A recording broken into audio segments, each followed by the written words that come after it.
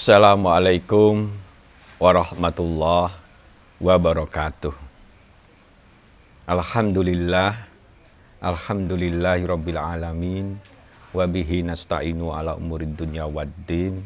Wassalatu wassalamu ala asrofil anbiya'i wal mursalin wa ala alihi wa sahbihi ajmain, amma ba'd. Saudara-saudaraku, pemirsa Cahaya TV di Pati dan sekitarnya yang dirahmati dan yang dimuliakan Allah. Mari kita bersama-sama menyimak kajian manajemen Islam, kajian terhadap tuntunan-tuntunan Islam yang sudah dijabarkan dengan berbagai pemikiran-pemikiran sehingga mudah dipahami dan akhirnya bisa menjadikan dasar di dalam mengelola hidup kita, di dalam memanage hidup kita, sehingga kita bisa menjadi khairu umat, bisa menjadi kuntum umat yang baik. Pemirsa yang dirahmati Allah, pada tema kali ini kita membahas sekelumit mengenai manajemen Quran. Pemirsa yang dirahmati Allah, kenapa kita mengenalkan manajemen Quran? Karena Quran ini sungguh merupakan mukjizat terbesar oleh Allah. Kasih sayang Allah terbesar yang diberikan kepada Nabi Muhammad SAW, yang dijamin kebenarannya dan dijamin keutuhannya sampai hari akhir nanti, yang berisi berbagai cerita, berbagai hukum-hukum, berbagai wawasan, berbagai kaidah-kaidah yang luar biasa, yang menjadi pembelajaran untuk kita. Karena itu, mari Al-Quran kita pelajari, kita baca. Bagi yang belum membaca, bisa membaca, mari kita membaca dengan baik. Mari kita dengarkan.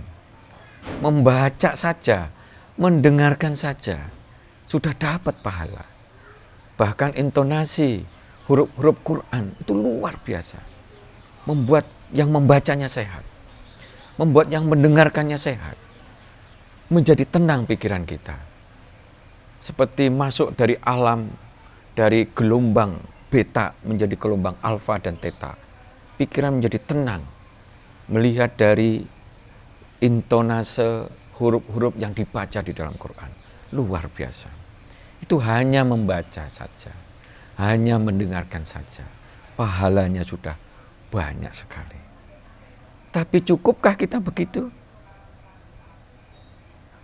Maka mari kita renungi bahwa Quran tidak hanya perlu dibaca saja, tetapi harus disempurnakan.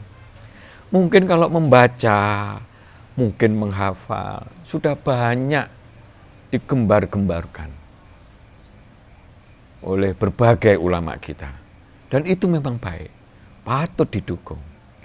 Namun, zaman yang semakin kompleks ini, yang semakin global ini, di mana persaingan udah luar biasa, kecepatan teknologi begitu cepatnya, itu menuntut tidak hanya sekedar membaca, tetapi memahami, mengkaji, mengambil hikmah-hikmah pembelajaran dari Al-Quran itu.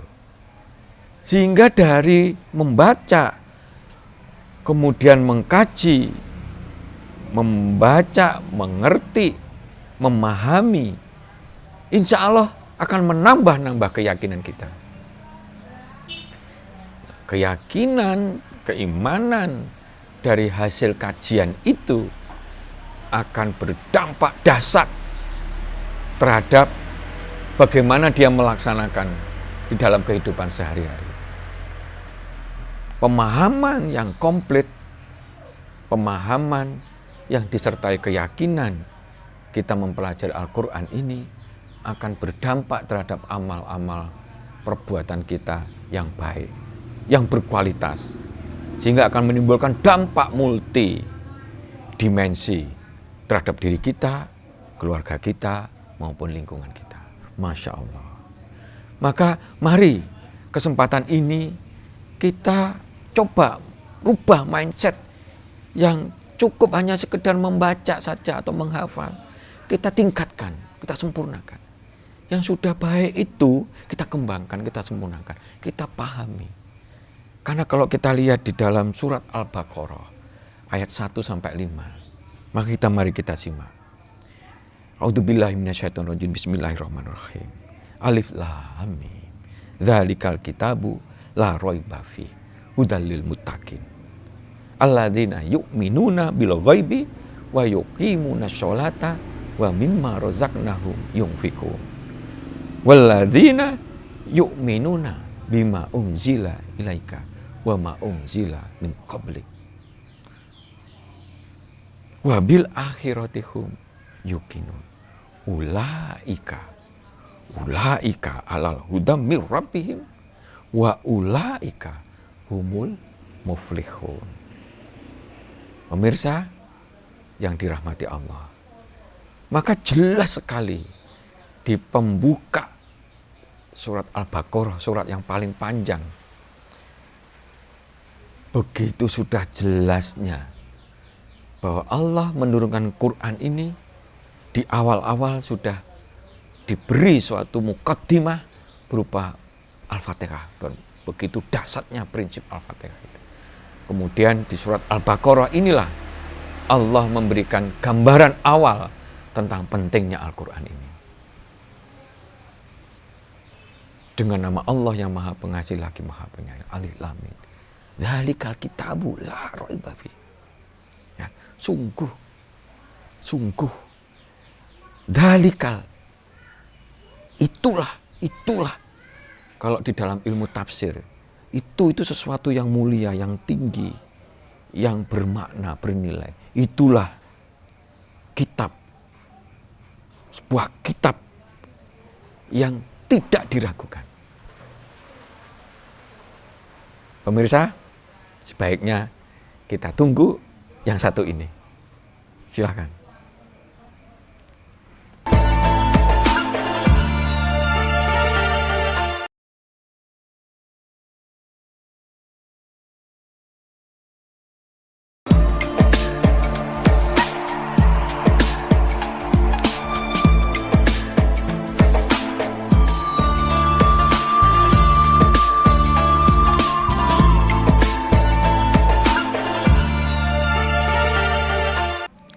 Pemirsa Cahaya TV di Pati sekitarnya yang berbahagia, yang dirahmati oleh Allah. Maka mari kita lanjutkan. Itulah sebuah kitab yang mulia, yang tinggi. Dzalikal kitabu la raiba fihi. Tidak ada keraguan apapun. Saya ngendikan bukan profesor, setan, orang-orang hebat, presiden di dunia nggak bisa menjamin apa yang dikatakan itu benar. Lawang membuat nyun sewu je, terlaler saja, gabungan profesor semuanya nggak bisa. Allah membuat alam semesta seisinya ini dengan hanya menghentikan kun. Itu hanya sebuah simbol saja. Saking sebetulnya nggak perlu menghentikan kun aja, sudah untuk menyimbolkan saja betapa mudahnya Allah membuat yang luar biasa kompleksnya ini. Pemirsa yang dirahmati Allah, tidak diragukan, saya ngendikan Allah yang mengetahui semuanya, yang menciptakan semuanya, yang memahami semuanya, yang maha kuasa. Masya Allah. Dia menekankan tidak ada keraguan.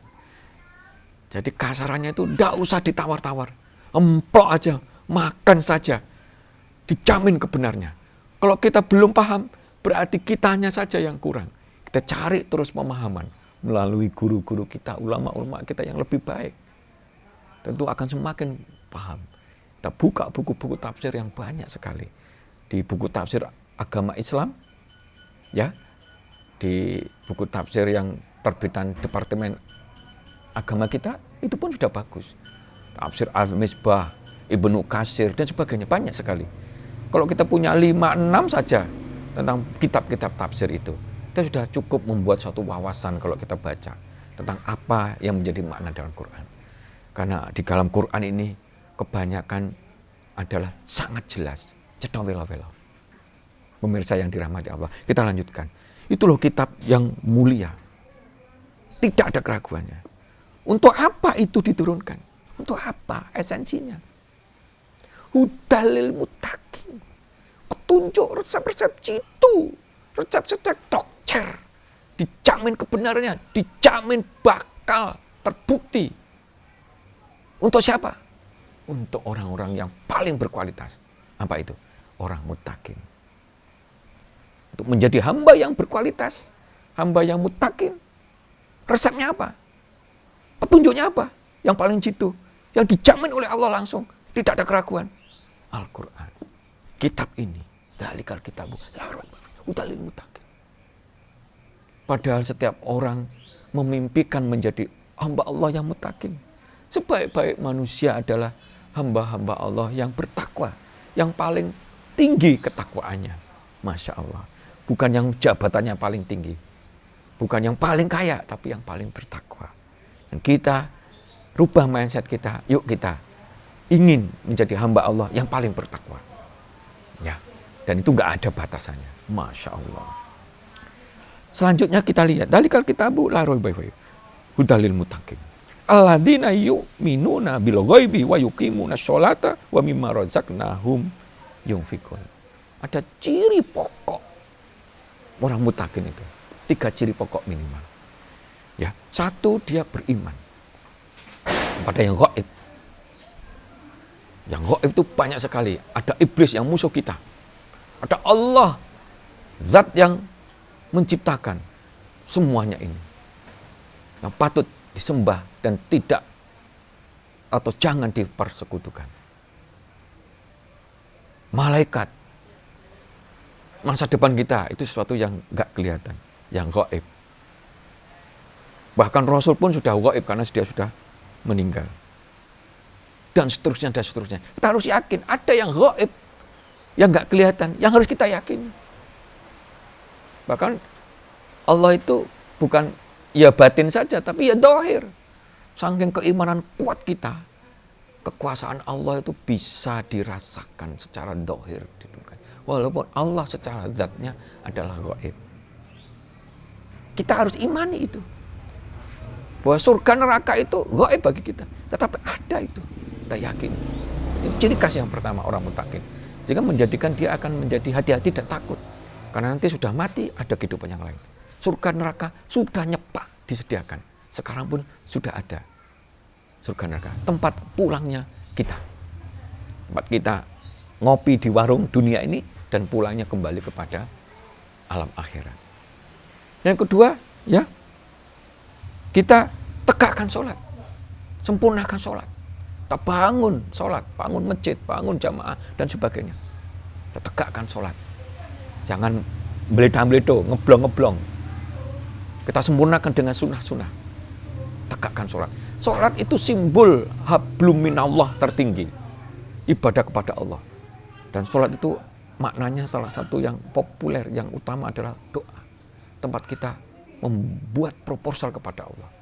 Pengharapan kepada Allah. Simbol hablum minallah adalah sholat. Simbol yang tertinggi. Ya, karena itu sholat menjadi hal yang penting. Hikmahnya luar biasa, nanti kita kaji. Kemudian kita menginfakkan sebagian rezeki kita. Simbol hablum minan nas. Simbol hablum minan nas, hubungan dengan manusia. Terbaiknya adalah dengan memberi kepada mereka. Dengan bersedekah, dengan berinfak. Sebagian bukan menyeluruh. Dan itu akan menyuburkan kita, akan mensucikan kita. Masya Allah. Begitu dahsyatnya. Kita harus yakin yang gaib. Ya, rukun imam yang 6 itu kan. Nah, termasuk takdir ini. Kalau kita sedang pas ke Air Asia, kelihatannya pengen ngelancar di Singapura, ternyata meninggal. Ya sudah, kalau memang niatnya itu baik, disertai dengan bismillah, wah kena musibah, ya sudah, insya Allah menjadi syahid. Kita prihatin, kita doakan, mudah-mudahan para yang kena musibah itu diridhoi oleh Allah Subhanahu wa Ta'ala. Pemirsa yang dirahmati Allah. Jadi hubungan minallah dengan puncaknya di sholat, hubungan minannas yang puncaknya adalah di pemberian sedekah kita, keinginan untuk berkorban menjadi rahmatan lil alamin, itu menjadi simbol kualitas kita, menjadi ketakwaan kita. Keimanan terhadap yang gaib, sholat, sedekah, infak, sebagian rezeki kita, ini menjadi titik-titik kunci di dalam membangun kualitas kita menuju yang mutakin. Dan itu di dalam Al-Quran banyak diuraikan. Menjadi resep-resep jitu, karena itu kita harus pahami, terpelajari sekali saja dalam hidup ini sampai katam kita pelajari. Oh, maknanya gini, maknanya ada yang diulang-ulangi. Kalau penting sering diulang-ulangi. Kalau memang itu nggak terlalu penting, maka itu hanya sebagian dibahas, dan seterusnya. Semua yang di Al-Quran ini sudah banyak terbukti, dan pasti akan terbukti nanti. Sampai datangnya hari akhir nanti. Sampai orang-orang nanti yang kafir, yang musyrik, di neraka nanti bagaimana, di surga nanti bagaimana, diceritakan. Dan itu tidak ada keraguan, pasti terjadi. Dan sudah banyak terbukti. Masya Allah. Pemirsa, mari kita tunggu yang berikut ini. Silakan.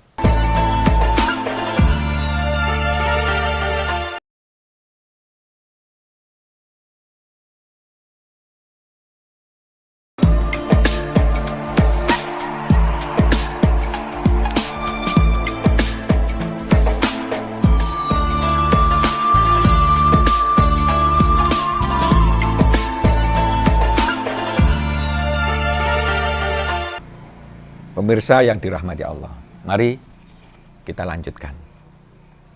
Nah, kalau tadi kita lihat, esensi mutakin dicirikan itu, ada ciri selanjutnya yang merupakan uraian lebih dalam lagi. Apa itu? Walladzina yu'minuna bima unzila ilaika wa ma unzila min qablik wa bil akhirati hum yuqinun. Jadi, apa ciri selanjutnya adalah orang-orang yang beriman kepada apa yang diturunkan Allah berupa kitab, diturunkan pada Nabi Muhammad dan Rasul-Rasul sebelumnya. Ini konsekuensi logis agama tauhid yang dibawa sejak Nabi Adam sampai disempurnakan di Nabi Muhammad. Kita harus yakini semuanya. Maka kalau kita lihat ada di beberapa agama itu ada yang sama. Cerita tentang Nabi Musa, cerita Nabi Ibrahim dan sebagainya. Karena itu mata rantai kesempurnaannya. Kenapa kalau dulu kitabnya sederhana, atau mungkin Nabi Adam malah belum ada kitab? Karena dulu semakin simpel, sederhana. Orangnya cuma terbatas. Makin lama makin kompleks, alam makin tua. Teknologi makin berkembang, orang-orang makin menyebar. Maka makin terakhir inilah yang disempurnakan oleh Allah, dan sudah dijamin Islam menjadi agama yang sempurna, dan ini dirujuk kepada kitab yang sudah disempurnakan pula berupa Al-Quran. Ya, kita wajib mengimaninya. Nah, salah satu ciri orang mutakin wajib mengimani itu. Sehingga itu menjadi tuntunan kita. Dan kemudian kita wajib, turunan dari yang gaib itu apa? Turunan yang gaib tadi itu, salah satu yang penting kita wajib mengimani adanya hari akhir. Bahkan kalau rukun iman itu disederhanakan, itu ada 2 yang substansial. Iman kepada Allah dan iman kepada hari akhir. Kenapa hari akhir menjadi sangat kunci? Karena kehidupan dunia itu begitu luasnya, begitu menggodanya. Nafsu dunia itu begitu merajalelanya, makin kompleks, nggak makin sederhana. Godaan-godaan setan yang sudah luar biasa. Maka kita lupa bahwa setelah kehidupan ini ada kehidupan lain. Dengan segala konsekuensinya. Kita diberi 2 jalan di dunia ini. Manusia disuruh milih. Jalan kefasikannya atau jalan kebaikannya, kebenarannya. Silakan milih. Maka diberi kitab Al-Furqan. Ini yang baik, ini yang benar, ini yang salah. Yang akal sehat kita tentu pengen yang benar. Karena kalau yang benar, larinya kita mendapatkan kebaikan di dunia, hasanah dunia. Dan di akhirat, di kampung akhir kita, yang kekal abadi, kita dijamin dapat pahala yang terbaik. Dapat reward yang terbaik. Penghargaan yang terbaik berupa surga. Tapi kalau kita masuk ke fasik, sak karepe dhewe, sak enak udele, malah menantang kebenaran, kita nanti akan di dunia dicicil azab-azab yang pedih, ditambah di neraka kita akan kena azab yang kekal abadi. Na'udzubillah min dzalik. Nah, ciri khas itulah maka digongi di dalam kitab ini, ulaika, mereka itulah lahudam mir rabbihim, orang yang mendapat petunjuk. Jadi kalau di Al-Fatihah kita minta, ya Allah tunjukilah, konsekuensinya kita mohon kepada Allah, inilah dikasih kitab, ikutilah untuk menjadi orang yang mutakin, ikuti. Salah satu imanlah kepada yang gaib, sholatlah, inti-inti sari ajaran Islam itu, bersedekahlah, ikuti semua tuntunan Al-Quran, disempurnakan dengan as-sunnah. Percayalah bahwa kita ini hanya hidup di dunia toh. Tidak, tapi kita tembus di akhirat, di alam keabadian. Maka mereka itulah orang-orang yang beruntung. Ulaika umul muflihun, yang sukses dunia, sukses akhirat, hasanah dunia, hasanah akhirat. Nah, dilihat dari sekelumit cumaan ayat 1-5 ini saja, sebetulnya kita harus meyakini. Betul-betul kita harus meyakini bahwa kita jangan hanya sekedar membaca saja, tapi kita harus pahami. Bagaimana kalau kita nih membaca petunjuk, misalnya petunjuk TV, petunjuk kulkas, petunjuk handycam, tapi bahasa Inggris, tapi kita bisa membaca, tapi nggak ngerti artinya, kita akan berpotensi untuk salah. Maka nggak salah Allah menciptakan Rasul kita di dalam sunnahnya mengatakan, tidak akan tersesat kalian semuanya dalam kehidupan yang serba kompleks ini. Kalau panjenengan megang 2, kitabullah Al-Quran dan as-sunnah, sunnah Rasul, tidak akan sesat. Karena itu dijamin oleh Allah kebenarannya. Maka mari sebelum kita merujuk kepada yang lainnya, yang itu juga untuk menyempurnakan, tetapi rujukan utama Quran ini, kita harus utamakan, kita dulukan, kita pahami. Jangan sampai malah kita bertentangan dengan Al-Quran. Jangan. Dari Quran itulah merupakan sumber dari semua kebenaran. Disempurnakan dengan kitab-kitab yang lain. Nah, itulah yang menjadi konsekuensi kita menjadi Muslim. Muslim itu hamba Allah yang taat. Ajaran Islam itu adalah sudah dibuat skenario, punya 2 makna. Makna yang pertama, selamat, tujuan kita, selamat dunia akhirat. Untuk mencapai yang selamat itu dibuat makna yang kedua, berupa caranya. Caranya apa? Taat kepada Allah dan Rasulnya melalui Al-Quran, As-Sunnah, dan sebagainya. Pemirsa yang dirahmati Allah, maka mari kita gembar-gemborkan, kita semangatkan untuk mengkaji kajian Quran ini. Kita juga punya kelompok kajian-kajian Quran. Karena Quran kalau kita pelajari, Masya Allah, kita menjadi insan yang wawasannya bisa detail, menyeluruh. Kita bisa menjadi orang yang sempurna akhlak kita. wawasannya luas, fleksibel, dinamis, menjadi orang yang bijak, tapi sekaligus adil, sekaligus benar, menjadi orang yang berkasih sayang, dan sebagainya, dan sebagainya. Pemirsa yang dirahmati Allah, sungguh mari kita coba rubah mindset kita. Kita sempurnakan. Yang sudah kita hafal, yang sudah kita baca, kita sempurnakan. Maka petunjuk Allah yang paling jitu untuk menjadi insan yang paling berkualitas, yaitu muttaqin, kita kaji melalui Al-Quran itu. Mudah-mudahan bermanfaat bagi kita. Wabillahi taufik wal hidayah. Wassalamualaikum warahmatullahi wabarakatuh.